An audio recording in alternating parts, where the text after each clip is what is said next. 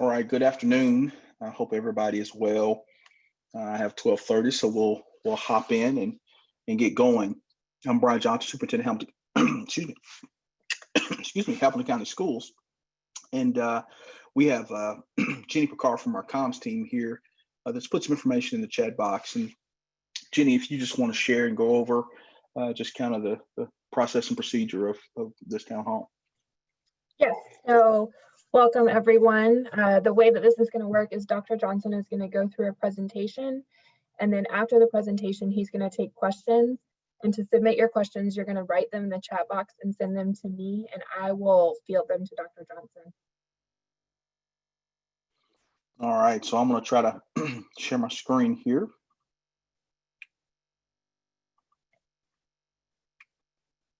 Let's see.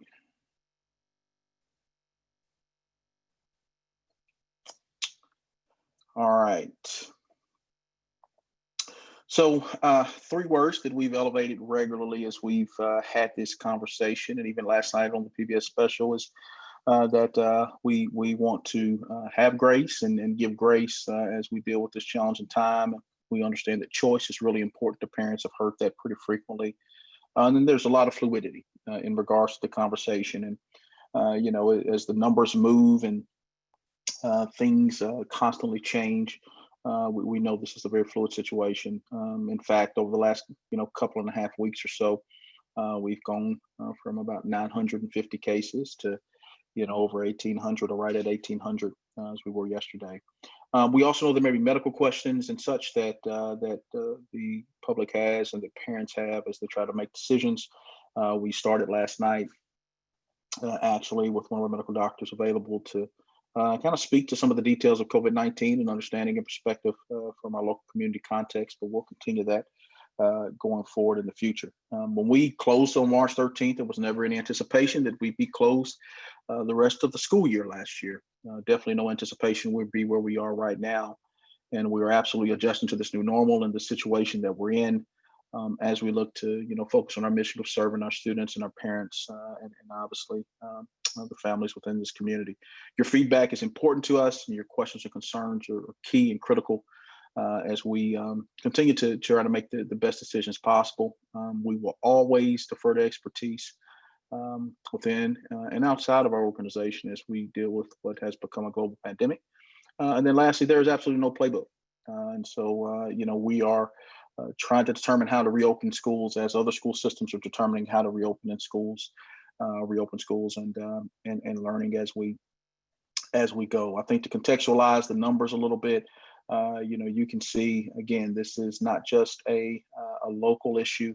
It's a statewide issue. It's a national issue.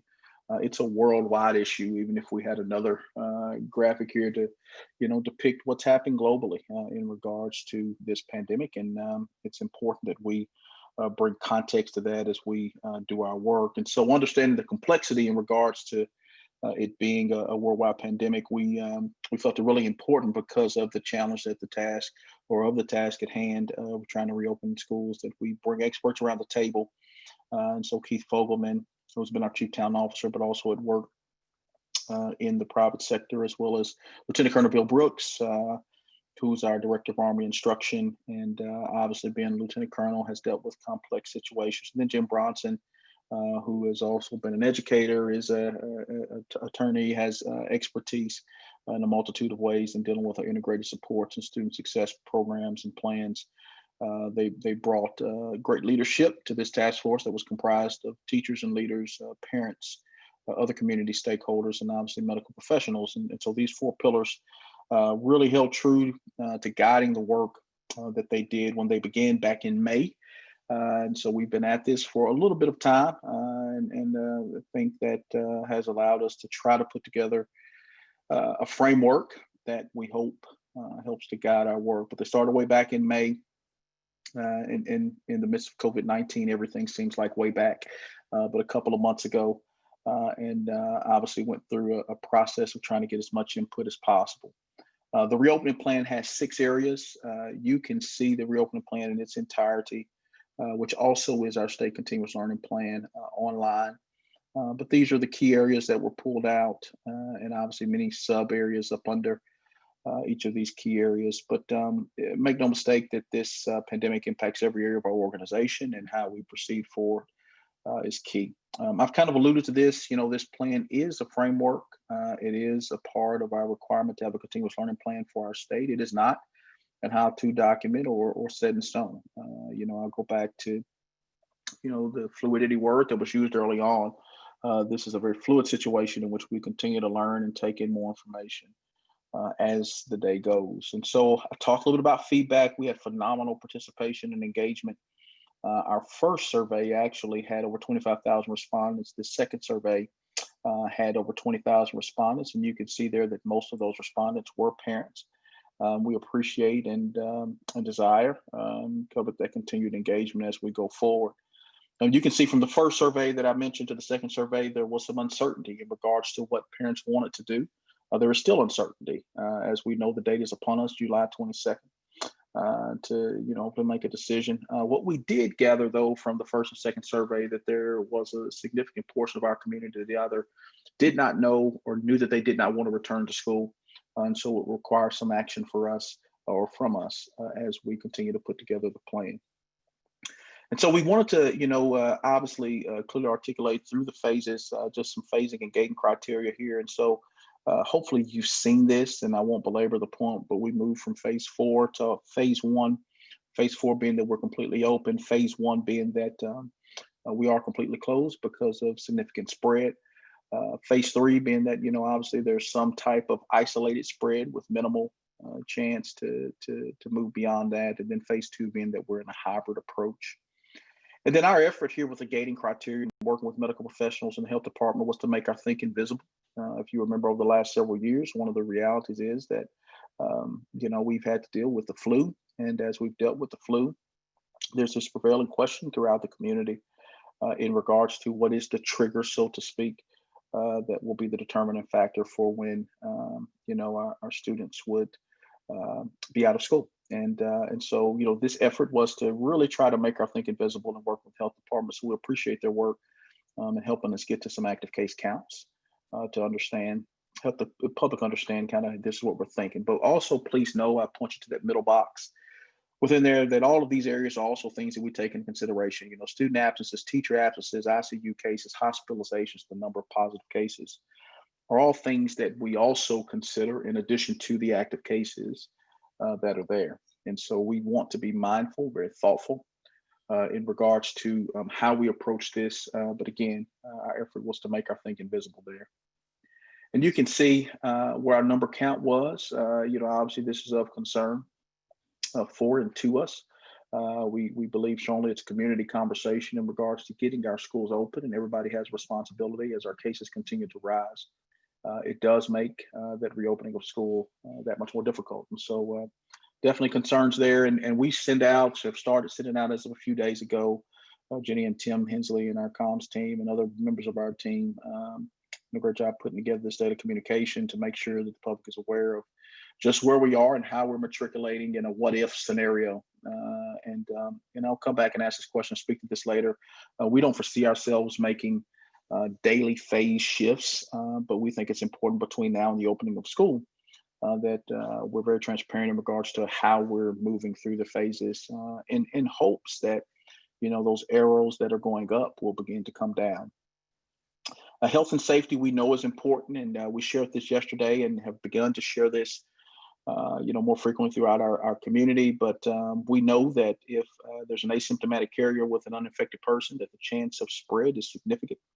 And as we do those right things, socially distance, wearing masks, et cetera, the likelihood of spread significantly diminishes. And so we are asking our parents and community members to be a part of taking a pledge, and it's simply safe to stay at home if you're sick, to avoid getting too close to others, to wear face coverings.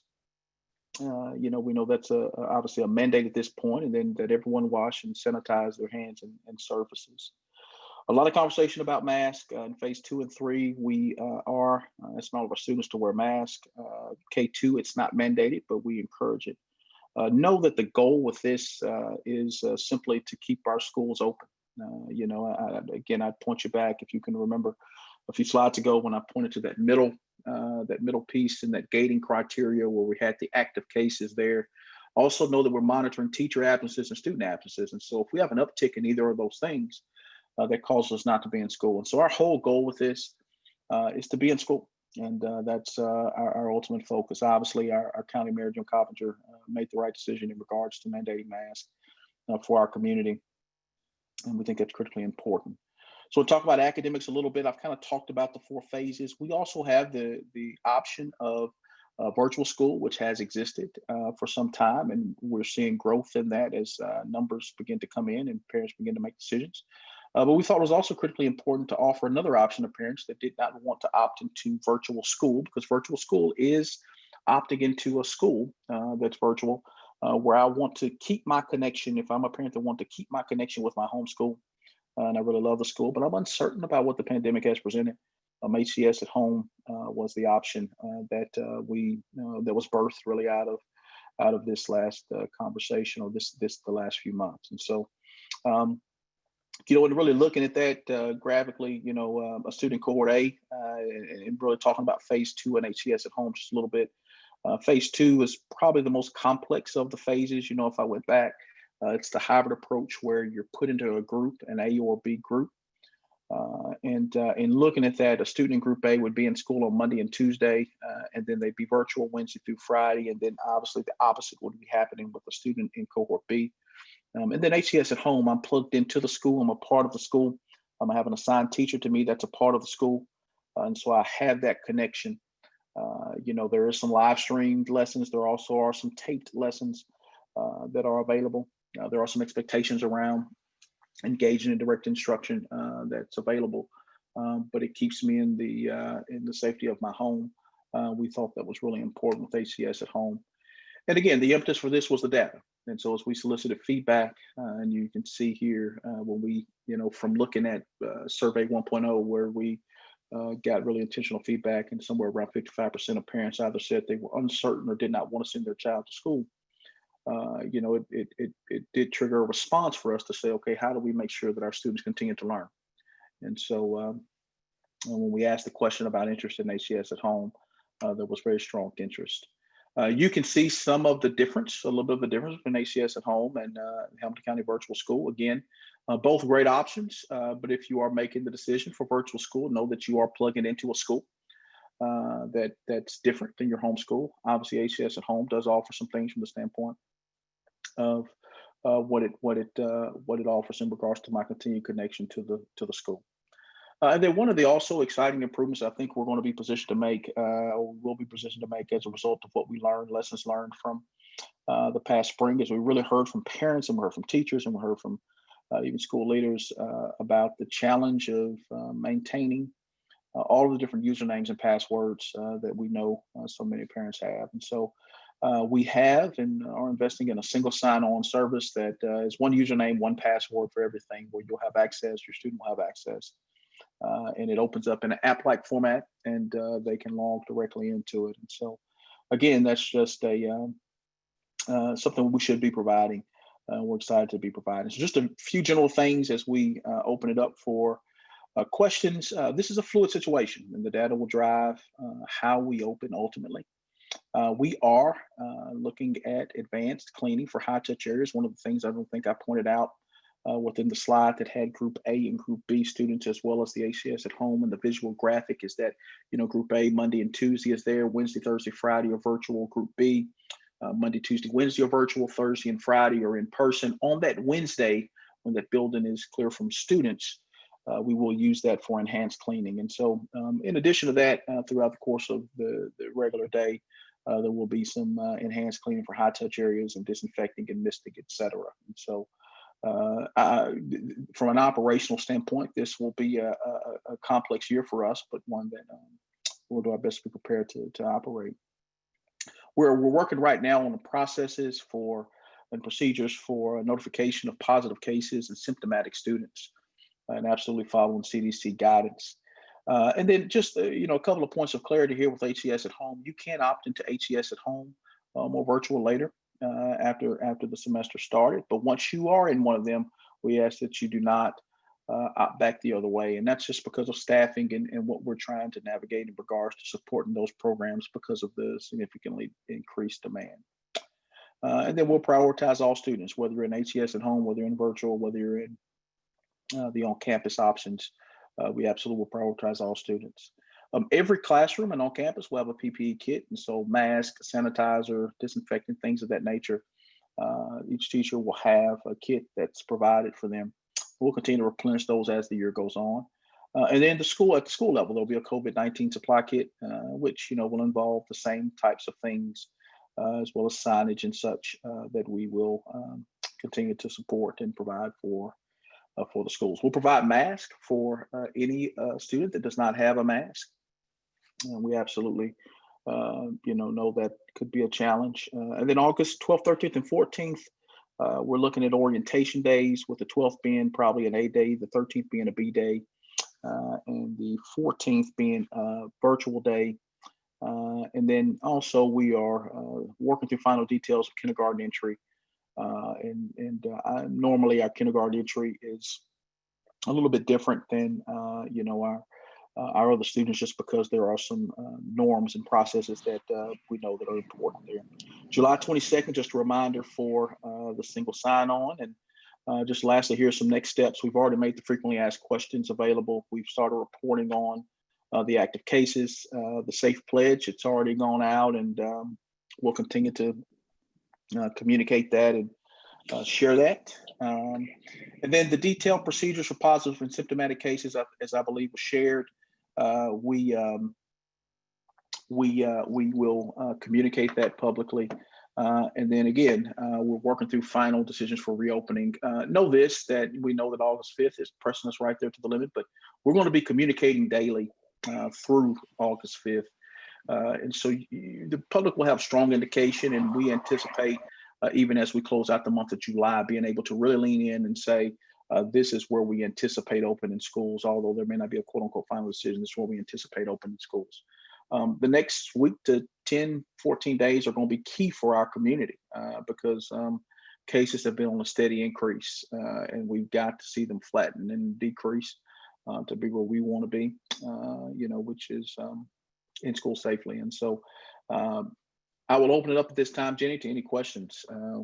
Thank you all for taking time during your lunch hour to spend some time with us. Okay, before we get started with the questions, I wanted to ask our team that's on this call that's going to be answering some of the questions. Will you please introduce yourselves and say what your title is before you answer a question? And our first question is, are there going to be staggered start and end times for drop off and pickup? Yeah, I'm going to stop my share so I can see who all's on here. And yeah, so at the school level, and whoever on our team may want to jump in a little bit on this to give more context. I know others have been even closer to it. We're working with individual schools on their start and stop times and staggering it as they need to. And so we're obviously looking at what makes sense. And I shared this, and I think it's something that we need to take stock in. Is the reality is,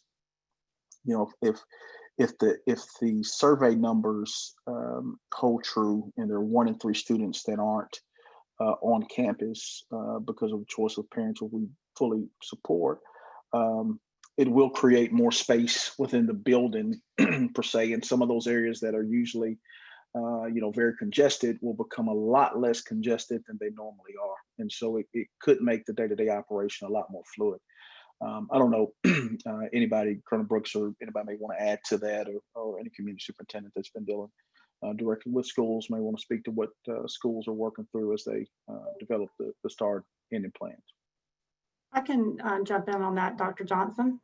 This is Elaine Harper, Community Superintendent for North River, and I know some schools are discussing things along the lines of car riders would be dropped off after the buses have unloaded, those types of plans. So not exactly a change to the start time, but just the flow of kids coming into the building, making adjustments, but that would be communicated to you from your school. Okay, our next question is, will sensory rooms at schools be open for children with needs? Oh, is Garfield on? Don't give him an Hey, Dr. opportunity. Johnson. Yeah, I was trying to unmute. Sorry about that. Okay. Yeah, so that's a great question. It really would depend on the number of students accessing those rooms. I will say this, that would be considered a high touch area. And it just depends on what types of sensory equipment we're using. So it would be a case by case basis. I know there are some sensory rooms that students can access that it's more about the lighting and the calming space more than the touching. And so we would really just have to look at it by case basis. All right, our next question is, what precautions are planned for band class? Will they use masks with their instruments? Yeah, and so we are having active conversation about really all of our related arts, band, choral music, all of that. And Claire Stockman has a group of teachers who is our district lead for related arts that's really working through guidance for our related arts programs, and again, in particular, our band and choral programs, and there will be some things that look differently in those classrooms. And actually, we're going back and forth in the email just now, a couple hours ago, about some programming that Songbirds is partnering with us on around introduction of guitar, doing some other kind of creative things. So that's an active conversation that we are having, and more guidance on that will be coming over the next couple of weeks. Our next question is, will children still be able to take scheduled medications during school from the nurse? Yeah, absolutely. We will absolutely be working with schools on, schools will be working with students on whatever medication administration is needed, and we'll be able to, support that. Dr. Johnson, I just want to add, and my name is Nakia Towns. I'm the Chief of Staff for the district. We also, through our CARES Act budgeting and through some general fund shifting, we're adding more nursing resources. So we recognize that there will be more demands on school nurses as they try to support the health and safety plan for reentry. So know that we have been thinking about and are in the process of adding nurses resources in terms of hours. Some of our nurses going from part-time to full-time, and then having more floater nursing support.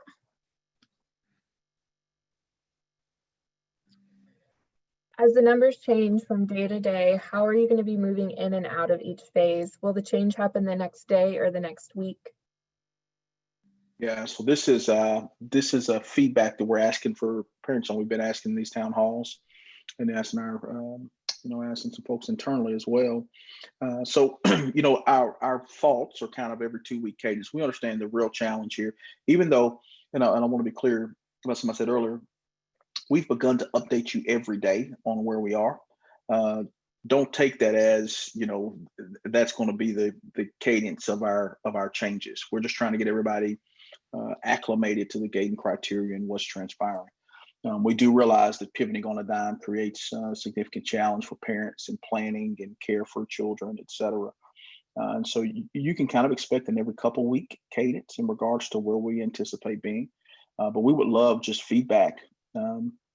And you can type it in the box, or you can send it to reopening@hcd.org.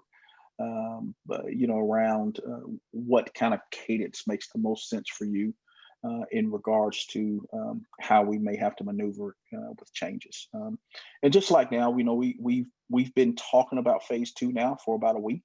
We've been really talking about getting close to transition, getting closer. And that's kind of some of the lead time we hope that we'd be able to give you in a normal situation. Now, obviously, there are isolated cases where you triple the number of cases in 48, 72 hours, then we've got to do what's in the best interest of, the students. But generally speaking, we want to give you enough lead time. So any feedback around what kind of lead time makes sense for you and works for you would be very helpful as we kind of get to a final place of comfort. Hey, Dr. Johnson, this is Colonel Brooks, co-chair. I would also ask them, as you mentioned earlier, that we're updating the parents and the students daily on our website. And that would be a good reference to look at if they're concerned. I say that because yesterday watching the news, they had moved the phase for us. And so there are many considerations other than just active cases. And so the fact that we're updating our web page on a daily basis, that'll be a very good resource. All right, our next question is, if a child is ill, non-COVID related, how many sick days are allowable? How flexible will sick leave be in the coming school year? This for employees?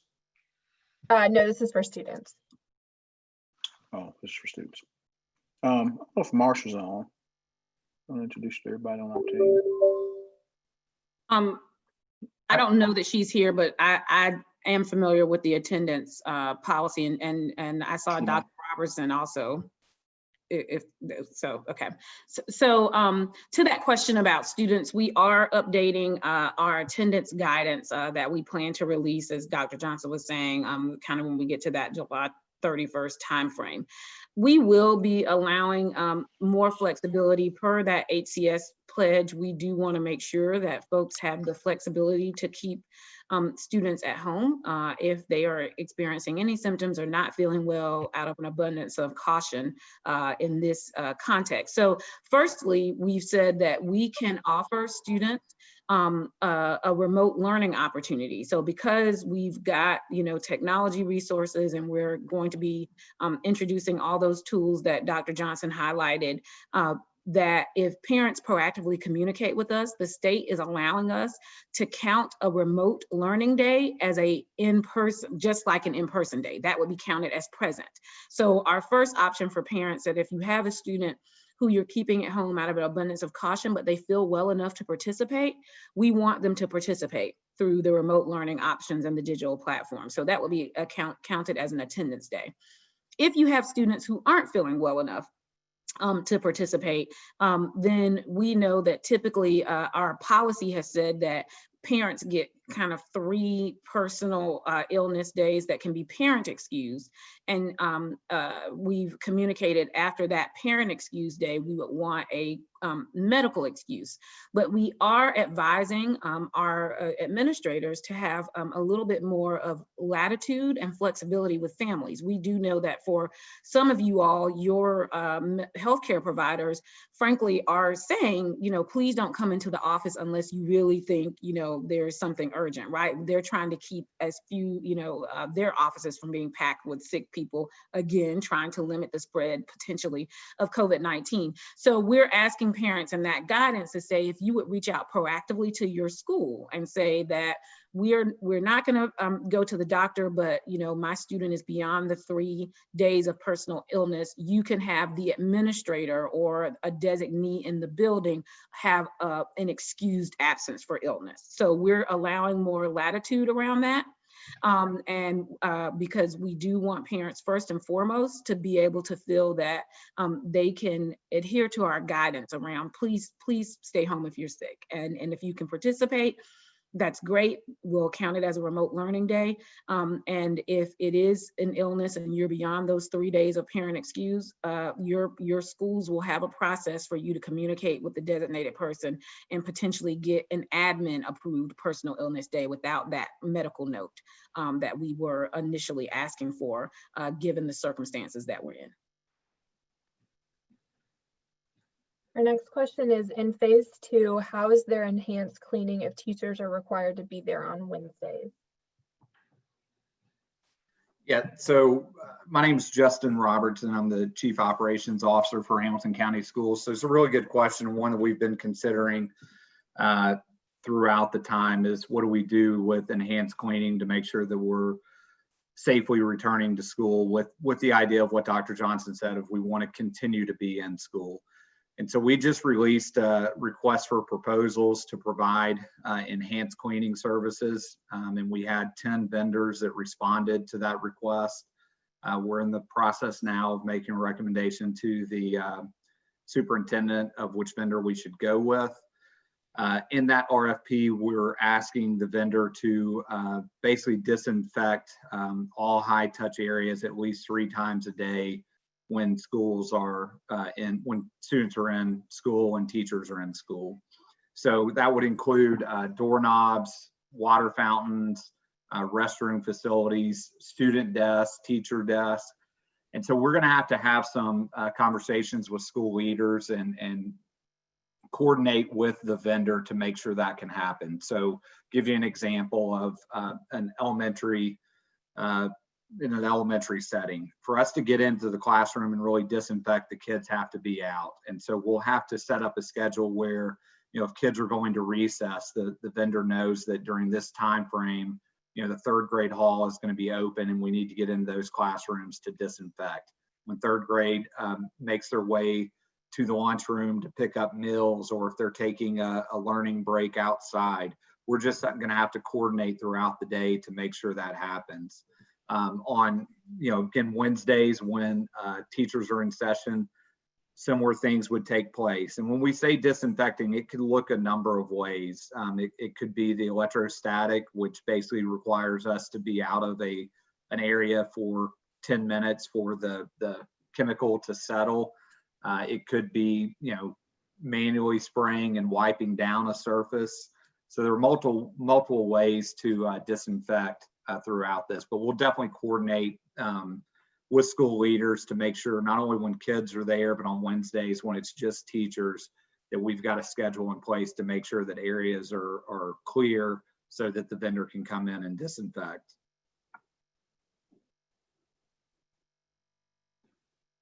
Is the single point sign-on for each family or for each student? It's for the student, but obviously, as a parent, so I've got a child in the district as a parent, as I'm trying to keep up with each of my children's passwords or whatever it is, my child's passwords, having that single ability to sign on and access one of those resources is very helpful. So it will be for each student. Okay, our next question is, when students choose hybrid, are there at-home virtual days with HCS at home, or will they have to continue with their in-person teachers?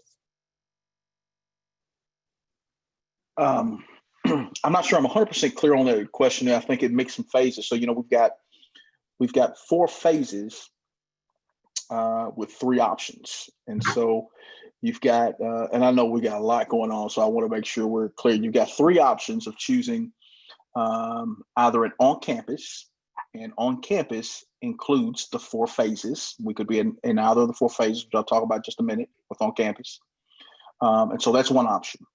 The second option is you can choose HCS at home, which keeps your child connected to the school and has a teacher there that is assigned, so to speak. And then the third option is virtual school. Virtual school is, and here's how I would kind of think about it as a parent. And we're literally just having this conversation. If I'm thinking about HCS at home and virtual, so if we had, obviously what happened in March, and my child went to virtual learning. If my child thrived in a virtual environment, so much so that I don't think the traditional school setting is a place that maybe he or she ever needs to return to because they've just done so well in the virtual environment, then you might want to choose virtual school. You might want to really consider virtual school. And you can have the conversation with some of our staff around what that looks like.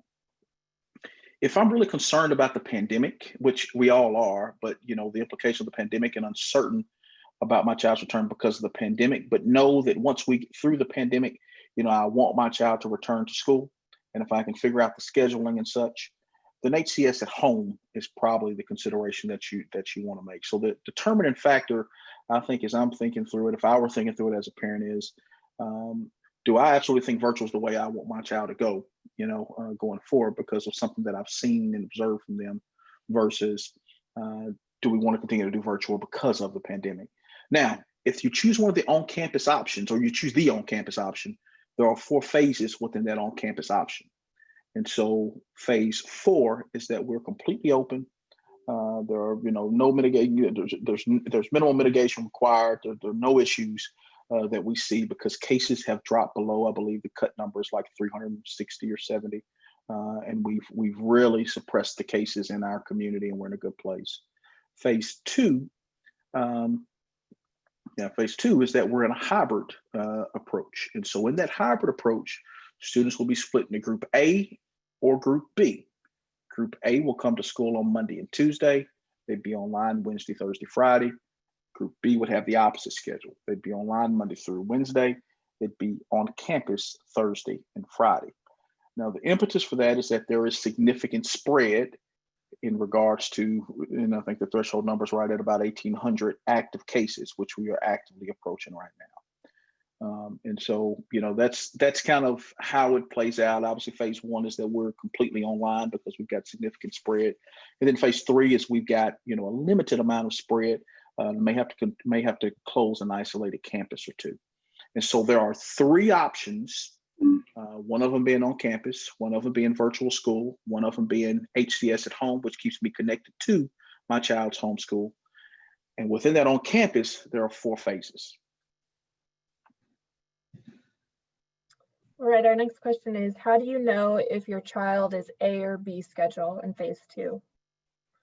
Yeah, so the school will communicate with you in regards to whether your child is A or B schedule. I won't say one of several of the things that the schools are taking into consideration is are their siblings, and so for instance, if you have more than one child, even if they're not in the same school, we want to try to have sensitivity to keeping your children in the same group, so how do we keep families in either Group A or Group B, such that we can help parents with scheduling and working through work schedules, et cetera. And so the school will be identifying what group your child is in, and that's how we'll kind of operate. Okay, so this question is referring to our graphic with the phase and where we're at, and are the transition phases going with the guidelines of the phase above or below?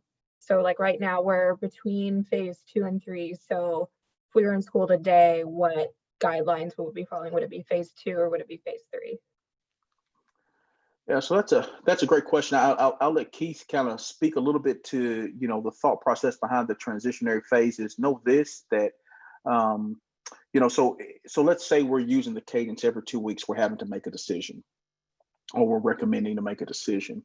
And let's say we're like literally, we've got to make a decision for August the 5th, so to speak. If we were using that 2-week cadence, we'd be going back looking at the historical data over the last couple of weeks and looking at the trends and what we understand, and trying to make the strongest recommendation based on where we think we're headed. So Keith, you can speak to that in a little more explicit kind of way. So yeah, so if you think the transition bands, I kind of think of those as decision bands. It's a position in our gating criteria that we know we need to make a decision. And just as Dr. Johnson said earlier, yesterday, it's 1840 active cases to take us into phase 2. So we're just a little over 1,800, and we were at a little over 1,700 yesterday. So that we're clearly within the decision phase.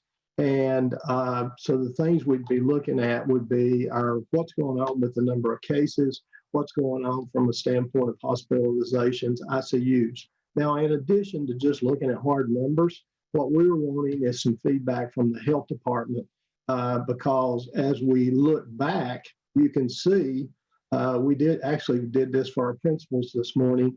You can see that, a 14-day window for yesterday ended on July 6th. So you can kind of work your way back and you can see what happened as a result of really the holiday weekend and some of the reopening activities that we were going through. And you can see that week we had a, beginning from the 4th of July or even the week before, you can see that there's starting to be a significant trend. So what we'd be doing is working with the health department to try to see around the corner, so to speak, so that we can really start to predict. If we were starting to see our hospitals reach capacity, we were starting to see our IC units reaching capacity, then that's going to be other information that we'd factor into our decision.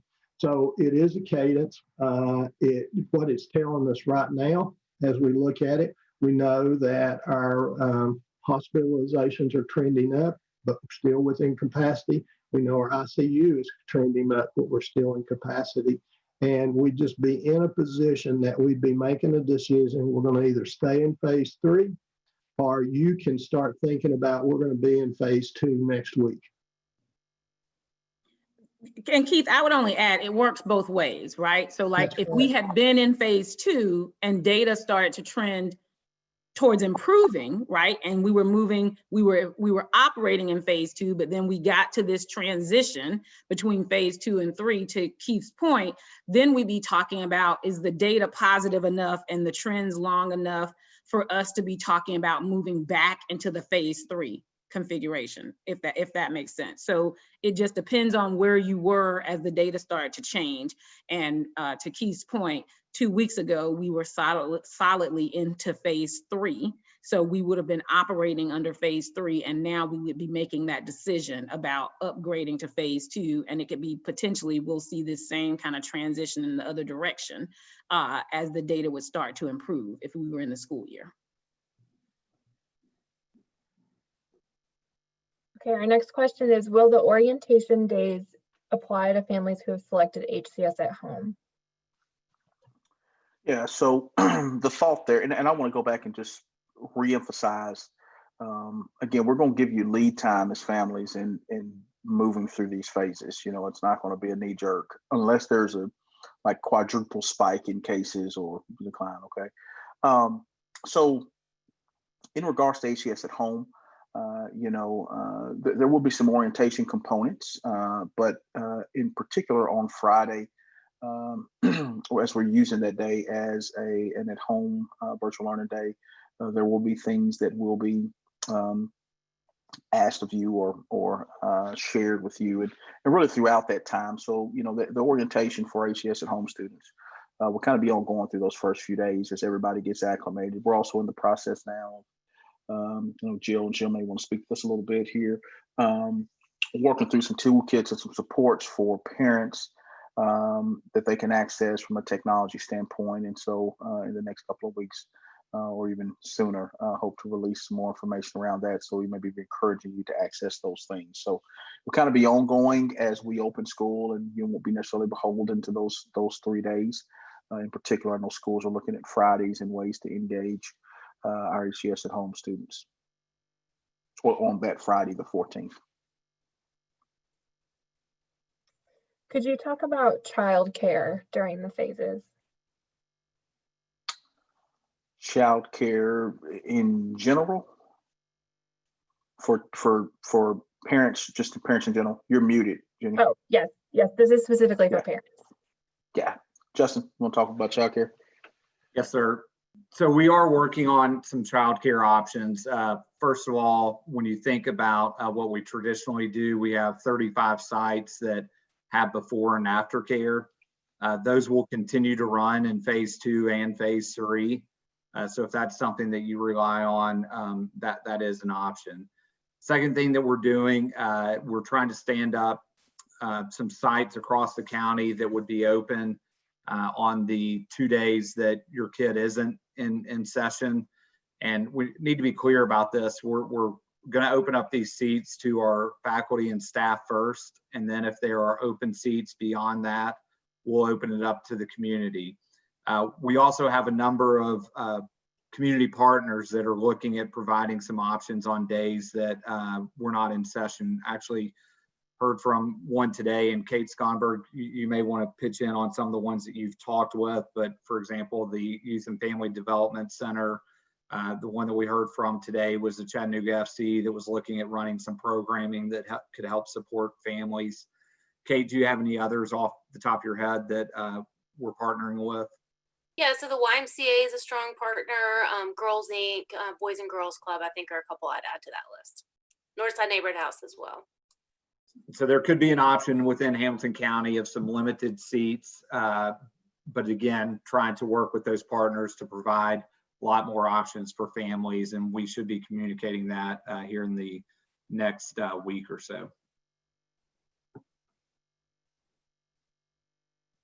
Our next question is, when can families expect to hear from their individual schools about school-based decisions? Just in general, school-based operational decisions, I'm guessing, in Yes, details. just some of the details that are going to have to be decided Absolutely. by their school. Absolutely. Yeah, I would anticipate in the next week and a half too. So here's our dilemma a little bit, so you can understand why the timing is where it is. Generally speaking, schools are done with their schedules and have their details kind of worked through. Again, we knew this was a fluid situation. We want to give parents as much time as possible to make a decision, so we push back the time to make a decision, so to speak, to July 22nd. So what will happen whenever July 22nd is, at this point tomorrow, as that closes out, schools will literally spend the next several days scrambling to pull their schedules together, which generally speaking is an activity that they're pretty done with. Even as school closes, you kind of have your arms around where you're going to be and how you're going to be staffed, et cetera. And so schools are going to have some work to do to scramble to pull that together over the next week and a half to two. And then they can really begin to nail down some procedural pieces. So kind of bear with us. The word I opened up with in the presentation was grace. And so just continue to bear with us as we've tried to make sure that we had grace with parents in regards to trying to give enough time to make a decision. And we know that at some point the decision has to be made. And so we're kind of at that critical point. So I would expect the end of this month, very early in August, there to be continued details that continue to come out. I don't know, Robert, I see several others on the phone, community superintendents working directly with principals. I think I got their cadence about right in regards to kind of the magnitude of what they're navigating right now. That's true, Dr. Johnson. They're hard at work getting those details to a place where they can send out to families, but it's been such a fluid process, but we are close soon to having those made available. I've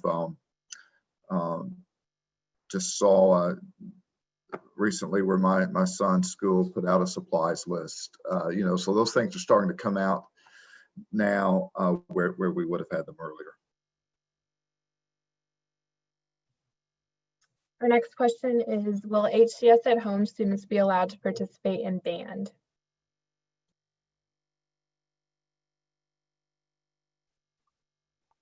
Yeah, the short answer to that is yes.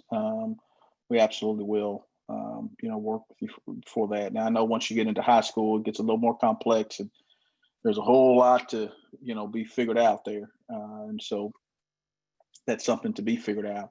But we want to support. We kind of treat it like athletics. Robert, what conversations are being had on Signal in your schools? So band is a go for now. We're following the marching band season, right? Is upon us, and the band directors are following the same guidelines that our football coaches and other sports are following, those NFHS guidelines. So they are. I've seen it firsthand where bands are outdoors. With distancing in place, students are playing instruments. That was really something to see and hear, but they are, properly distanced outdoors. And then also when smaller groups, there's work going on with smaller groups as well of 10 or less. And when the students are not playing their instruments, they're wearing masks. So it looks very different than what it used to be, but that is an extracurricular activity. So those types of things will be available and open for students choosing the at-home option. Our next question is, if a teacher becomes ill, how are you handling substitute teachers? Yeah, I don't know if Penny's on. Keith, I know we've had quite a bit of conversation about subs and what we're doing. So, we've got our human resource team working on it. By the way, I didn't introduce myself earlier. I'm one of the co-chairs on the, Keith Holman, one of the co-chairs of the task force. And my day job is the chief talent officer. But Penny Murray is filling in for me while I'm on doing the task force. And what she's been doing is, first of all, meeting with our sub vendor, really trying to get a handle on what their employment situation looks like for next year. And they're also looking at, okay, there's other alternatives that we can, backfill or, fill in any gaps when we don't have subs. We transitioned to this new sub vendor last year, and we were starting to see a pretty dramatic increase in the number of positions being filled by subs over the course of the 2 to 2.5 months that they were on before we went out in the middle of March. And so what they're doing is, first of all, working with them, but then secondly, looking at, are there other classifications, other people in our schools as well as in our system that can help us step in and fill some of the gaps if we're having issues with subs. So that's still kind of in the early stages that they're working through, but we do recognize that that's probably an issue because if we have sick teachers, we're probably going to have sick subs. So being able to really have adequate staff to be able to fill our classrooms is one of the challenges that we're working through right now. All right, our next question is, in phase 2, will students be generally expected to attend class via live stream on the days they stay home? There's a little bit of mix. But primarily, the teacher will kind of work through assigning some things there. There absolutely will be some synchronous, but there'll also be some asynchronous type things possibly, and assignments that are available online. So it'll be a mix really of all the above, whether maybe some live teaching moments and also some tape teaching moments, and then additionally just some self-paced assignment work that teachers will expect for students to complete. The next question is from a parent who has a daughter in the collegiate high school program, and she asks if they will be following Chattanooga State's opening procedures. Yeah, we're actually working through the nuances and details of that now. I've had some back and forth over the last few days, in particular, specifically about that, and expect a final decision on how we're going to operate to be communicated in the next week and a half or so. And so what we've working with not just collegiate, but also STEM school that's on the campuses there, on the campus there, to just kind of allow us a few more days here to kind of let things breathe and us work through the details of things so that we can try to have as much coherence across the system as possible. So we'll be expecting some more information by the very end of this month or very early in August. If students switch classes, will they be able to have products to clean their desk before they sit in a new room? Yeah, so high school, Jess, you want to talk a little bit about high school is the primary place where you're going to see that challenge. Yes, sir. So we're going to be providing in each classroom a bottle of disinfectant spray and paper towels. So that would be a very good example of where it would be available for students, but also think about teachers that if they're pulling, multiple kids up to a desk, do some one-on-one work, they'd want to disinfect in between. So on top of what we talked about earlier with the enhanced disinfecting, we will be providing those cleaning supplies in each classroom along with hand sanitizer just to be available.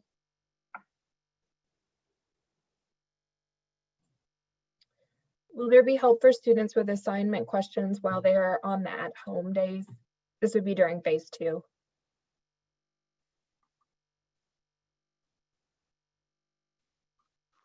So re-ask that question, Jenny. I heard the last part of it. So I think the way the questions worded, I think it would be during phase 2. Will there be help for students with assignment questions while they are not on the at-home days? While they are on the at-home days, sorry. Well, they're on at-home days. Yeah, there will be. Obviously, Wednesday is a planning day, but also an opportunity for teachers to plug in and catch up with students as they may need, and kind of the same for Thursday and Friday. And so there'll be a cadence there as we really get into the groove, in which we absolutely will be able to plug in with students and offer help. And then I think it's mentioned earlier, there may be some times where there's some opportunities to plug into either taped supports or live supports. How will before care and after care programs be administered from a size, safety, and cleaning standpoint? Yeah, I'll let Justin speak to. We're operating child care programs right now, so I'll let him speak to kind of what they're doing. So childcare is doing a lot of the same things that we've talked about. So, made some changes just to how they operate. For one, they're taking temperatures of kids when they're coming in. All the registration in the morning is outside. The pickup is outside. Students that are grades 3 and above are being required to wear masks. Again, the K through 2 kids, as much as possible, having them wear masks. But just like we're encouraging some schools to do, they're going outside a lot. And allowing kids to take their mask off and socially distance. They've changed up some of their procedures around how they play inside when they're doing kind of enrichment activities, whether it's an art project or a hands-on project, limiting access to where kids are accessing the materials or sharing the materials. So there have been several changes to school-age childcare that would reflect the need to socially distance, to wear masks, and additional cleaning measures, washing your hands more often. Those things that we're recommending across the board. How will you handle students who do not cooperate with the safety requirements? Yeah, well, it'll be done at the school level. We are really trying to make sure that first of all, everybody's clear about what we're expecting. We don't want that to be a barrier. But then as we run into issues with maybe the ability to follow the expectations, it will be dealt with according to the school expectations and code of conduct. So there's an absolute expectation that we do what we're supposed to do as a collective Hamilton County school system, and that includes our students, that's our teachers, that's our leaders, that's our community, to keep everybody safe. And so if we unfortunately run into the instance where that's not the case, we will have to work through that with an individual student and their family. All right, so we only have time for one more question. At the end of the call, I'm going to put an email address in the chat box, and you can send any questions we didn't answer to there. And our last question is, what will kindergarten schedule look like for HCS at home?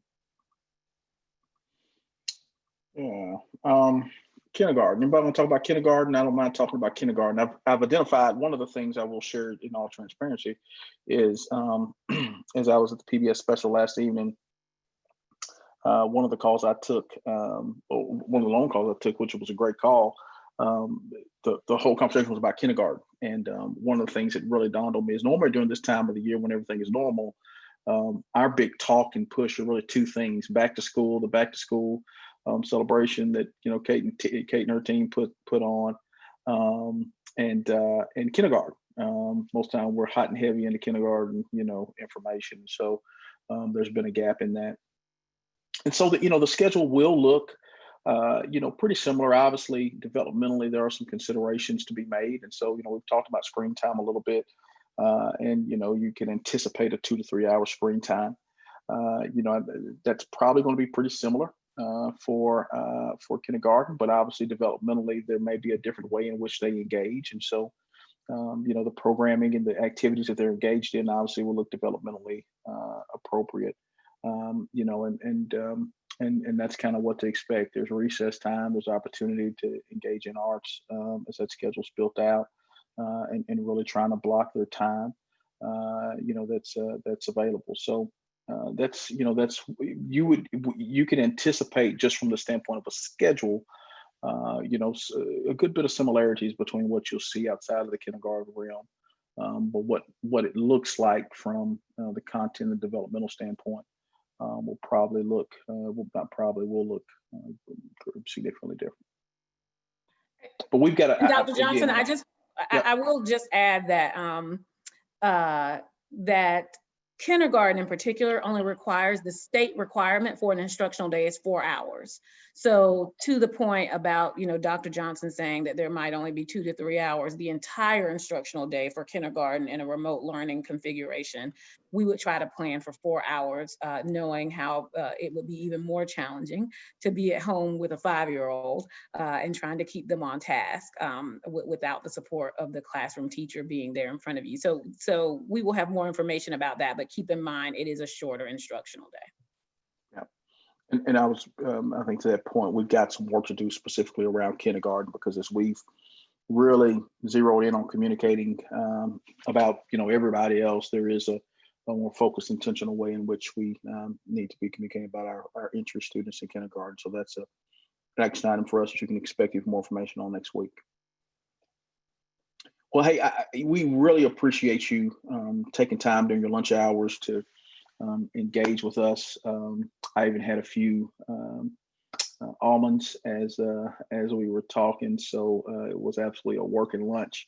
We appreciate you taking time. We have several more of these sessions, I think, that schedules up. There's a frequently asked question document that is up and readily available for you as well. And just know, again, I would point back to the 3 things that you know, we started with. One, we ask for your grace, and we fully anticipate giving grace in return. We know this is a very fluid situation. Things are constantly changing. As I mentioned, we went from 950 cases a few weeks ago to, you know, well over 1,700 where we are, and we, you know that choice for you all is important. And whatever you choose, please choose what's best for your family. Choose what's going to make you comfortable. I've shared many times for my family. We are choosing to send my son to on campus, but you know, please take that with a grain of salt in regards to making the choice that's best for you and your family. And we want to support you wherever you are in every way. So thank you for taking time this afternoon, and hope you have a great rest of the day.